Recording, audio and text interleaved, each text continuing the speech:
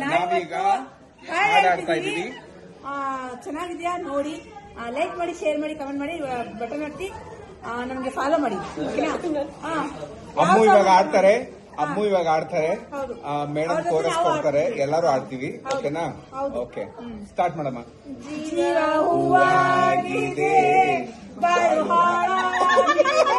Madam ಅದು ಆಳಲ್ಲ, ಹಾಳಾಗಿದೆ ಎಂದು ನಿನ್ನ ಸೇರಿ ನಾನು ಜೀವ ಹೂವಾಗಿದೆ. I love you, I love you, I love you.